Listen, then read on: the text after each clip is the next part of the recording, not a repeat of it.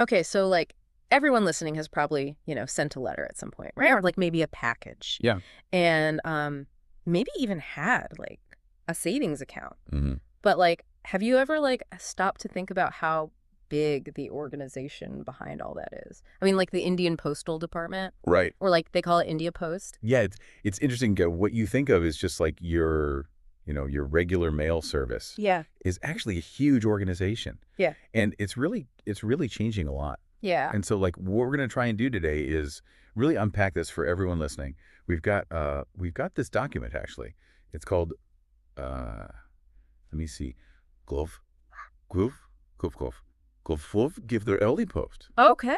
And then also just like a bunch of info on all their different services. So yeah, we want to give you like a really solid understanding of Indiapost, Cool. beyond just like sticking a letter in the mailbox. Yeah, for sure. For sure. So, okay, let's get started. Okay. So, just to like lay the groundwork, India Post isn't just like some random delivery company or whatever. Yes. So, right. It's actually like the official postal service of the government of India. Yeah, it's run by the Department of Communications. Huh. You can kind of think of it like it's a fundamental part of how the whole country works. Interesting. Yeah. And it's not like a new thing. I mean, India Post, it goes all the way back to 1854. Wow. Yeah, and over all that time, it's built up this infrastructure that's really different from everything else. They actually have the title of like the largest postal network in the world. Oh, wow. Yeah. I mean, to give you an idea, it's bigger than like if you took the top 3 private logistics companies in the whole world and combined them. Wow. That's hard to even picture. It's huge. Yeah. It gives them this reach that's just like unlike anything else. Yeah. That's a powerful image, like largest in the world. It is. So like beyond just sending like birthday cards and things like that, what does this network actually do? Okay, so basically they have a few main divisions. Okay. Obviously, they have mail services. That's like all your letters and packages and all that. The stuff everyone knows. Yeah. But they also have like financial services. Huh. So it's more than just mail. Way more. Like, think about it. They have the post office savings bank. Yeah. They even have mutual funds and like retirement schemes. Really? Yeah. Financial stuff through the post office? I never would have guessed that. It's pretty cool, actually. And then there are rural services, too.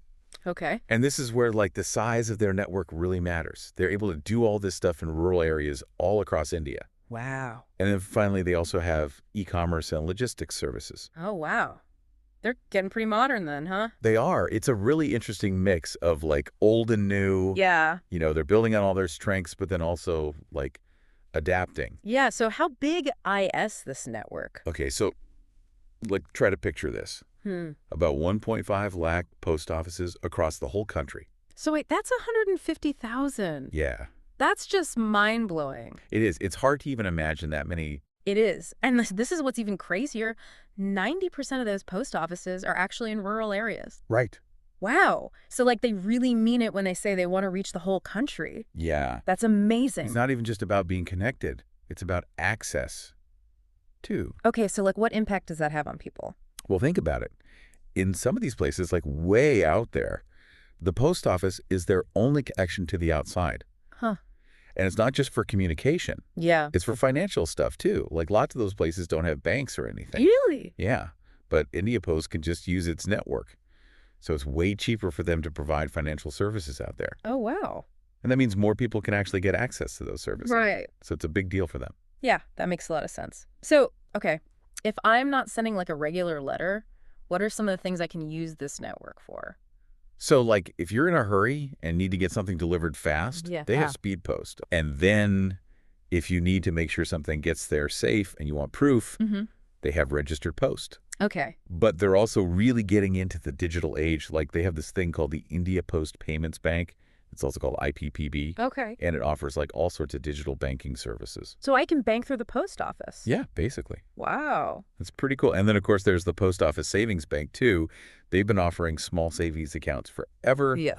And they're accessible to tons of people. That's great. And they've got franking and stamps for anything official. And then there's the classic money order for sending money. Mm-hmm. which is still really important for a lot of families. Money orders. I remember those. I haven't seen one of those in ages. They're still around. Wow. So they really are modernizing, huh? Like, what else are they doing? Okay, so the Digital India initiative is really pushing things forward. Okay. So you've got mobile banking now, which makes it so much easier to do banking. And you can also use online tracking to see where your packages are. That's cool. And then they have e-post services too. That's all their digital communication stuff. Interesting. But like the thing that really blew me away Yeah. is they have doorstep banking.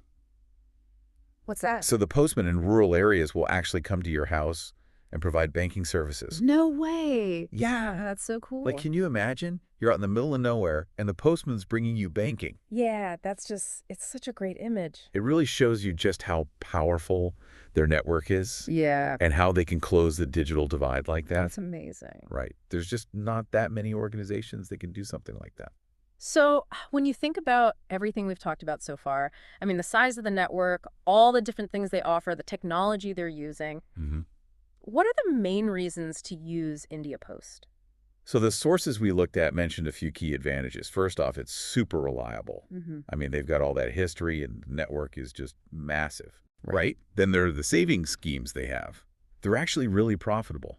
Oh. We'll talk about those more in a bit. Okay, cool. And then their services are available like everywhere in India. Right. So no matter where you are, you can use them. Makes sense. And then the last thing is they actually support a bunch of government initiatives, like the Atal Pension Yojana and Yandan accounts, Okay. which is a big part of why India has been so successful at getting financial services to everyone.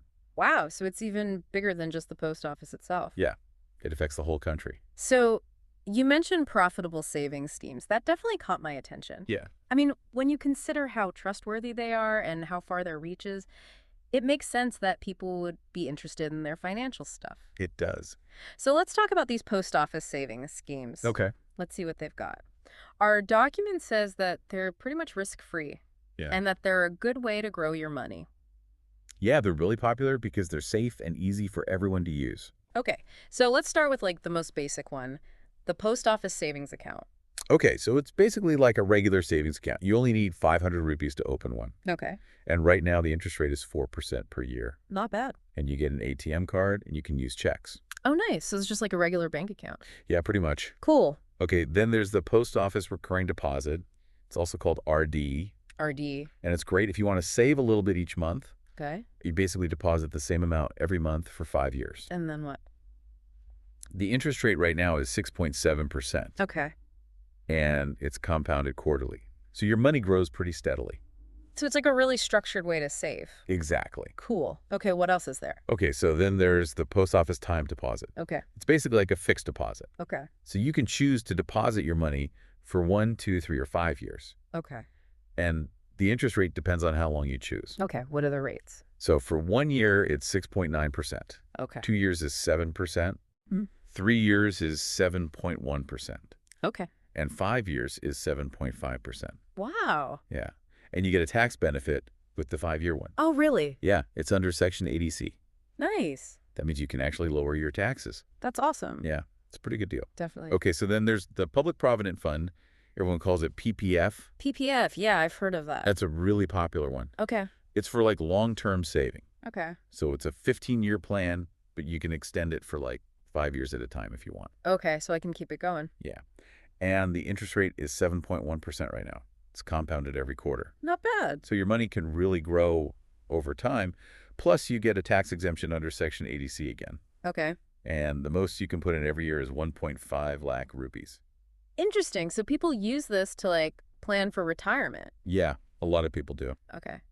Are there any schemes for like specific groups of people? Yeah, there's one called the Sukanya Samriddhi Yojana. Okay. It's also called SSY. Yes, SY. And it's specifically for girls. Oh, wow. Yeah, so it's for their future. You can open an account with just 250 rupees. Okay. And the most you can put in every year is 1.5 lakh rupees. Oh, okay. The interest rate right now is 8.2%. Wow, that's really good. It is. Yeah. But it changes every quarter. Okay. And you also get a tax break with this one. Nice. It's under Section 80C. That's really awesome that they have something specifically for girls. It is. Yeah. It's a great program. And then for seniors, Okay. anyone over 60 can use the Senior Citizen Savings Scheme. They call it SCSS. SCSS. Okay. Yeah. So it's got a really good interest rate, Yeah. 8.2%, Yeah. and it's paid out every quarter. So it's like a regular income. Yeah, exactly. That's really cool. And you can invest up to 30 lakh rupees. Wow. Yeah.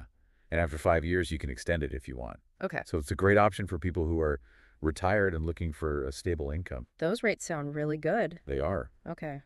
So what else is there? Okay, so we've also got the National Savings Certificate. It's called NSC. Yeah. It's a 5-year plan, and the interest rate right now is 7.7% per year. Okay. And you get the tax exemption under Section 80C again. Nice. You have to invest at least 1,000 rupees to start, and then you can add more in multiples of 1,000. Okay. And what's the last one? Okay. The last one is called the Kisan Vikas Patra, or KVP. KVP. Yeah. So with this one, your money doubles in 115 months, Okay. which works out to an interest rate of 7.5% per year. And it's compounded annually. Okay. You got to put in at least 1,000 rupees to start. Okay. But the cool thing is that you can actually take your money out after 2.5 years if you need to. Oh, wow. So it's kind of flexible. Yeah, it is. That's awesome. Okay. So there are like a lot of options. There are. So how do I pick the right one? Okay, so the document we looked at had some advice on that. Okay, good. So if you want to save a little bit at a time, they suggest RD, PPF, or SSY. Okay. If you're thinking long-term and you want the tax benefits, go for PPF, SSY, or NSC. Okay. And if you have a bunch of money to invest all at once, KVP or SCSS might be good. Okay. And as we talked about, SCSS is a good choice for people who are retired. Yeah, that makes sense. It's a nice way to break it down. Definitely. Is there anything else important to remember about all this? Oh, yeah. Don't forget, the interest rates can change. Oh. The government can change them every 3 months. Okay, so I should double check before I do anything. Yeah, for sure. You can go to the Indiapost website or just ask at your local post office. Good point. Okay, so the document also talked about their slogan. It seemed pretty important. Yeah, it is. It's Pahunch App Talk Dil Talk. Oh. It means like reaching you, reaching your heart. Oh, wow. Yeah, That's kind of beautiful, actually. it is. And when you think about everything they do, especially in rural areas, it makes a lot of sense. It does. It's not just about delivering mail or services. It's about like a human connection. Yeah, I like that. Yeah. And the document also mentioned that Indiapost is changing a lot right now. Like it's modernizing really fast. Yeah, they're really embracing technology. It's actually a really exciting time for them. Yeah, it is. They're working to make their current services better and offer new things. And it's all about being able to serve everyone in the country. That's really cool. It is. So, like, just to sum it all up, Indiapost is way more than just a post office. Right. It's this huge network that does so much. They deliver mail and packages, but they also do all sorts of financial stuff. And they're really focused on reaching everyone, even in the most remote areas. Yeah. And those savings schemes they offer are a really big deal. Yeah, They help a lot of people. it's really impressive. It is. It shows you how an organization can adapt and change with the times. Yeah, You know, they're not just stuck in the past. yeah. And that's something we can all learn from. Definitely. So here's something to think about. Like, India is becoming more and more digital, right? So what does that mean for an organization like this? I mean, they've got this huge physical presence. Yeah, they can reach every corner of the country. Exactly. So how do they combine that with all this new technology? Yeah. And like, what new opportunities are out there for them? And what challenges are they going to face? Yeah, it's really interesting to think about. It is. It's like they're at this crossroads between the physical and the digital. Yeah. Yeah, And it'll be really cool to see what they do next. definitely. Okay, well, that was an amazing deep dive. Thanks for taking us through all that. Yeah, this is fun. And thanks to everyone listening. Yeah, thanks for listening. We'll see you next time.